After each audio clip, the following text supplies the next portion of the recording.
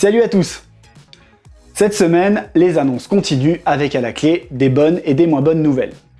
Les frémissements des saisons 2021 se font sentir, on vous en a donc fait un tout petit condensé. Il faut le dire, à défaut de grosses bagarres, c'est bien la patience que les spectateurs collectionnent cette année. Et oui, le Covid-19 continue de jouer au chamboule-tout avec les calendriers.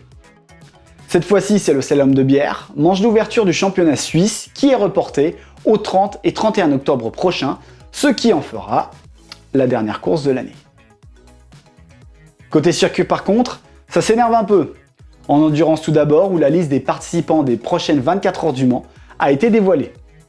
Le Real Team Racing d'Esteban Garcia représentera la Suisse dans la catégorie LMP2, tandis que Spirit of Race et Kessel Racing le feront tous les deux en GTE-AM.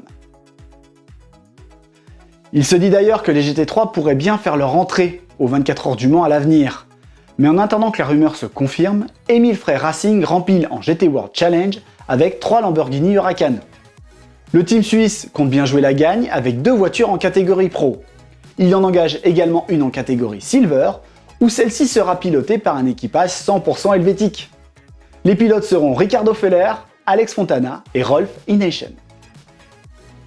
On part maintenant du côté de l'Allemagne, où Raffaele Marcello et Simona De Silvestro remettent le couvert en ADAC GT Masters. Le Zurichois fait dans la continuité, puisqu'il pilotera la Mercedes AMG GT du team Winward Racing, tandis que la Bernoise rejoint le précoce Herbert Motorsport, toujours sur une Porsche GT3 comme l'an dernier. Toutes ces annonces de GT en compétition nous ont donné l'eau à la bouche. Alors on ne s'est pas fait prier pour aller essayer la Lexus LC500 Cabriolet.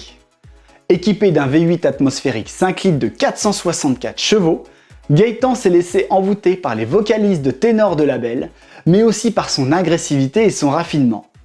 Alors à votre avis, quel est son verdict final? C'est tout pour cette semaine, on se retrouve mercredi prochain. Ciao!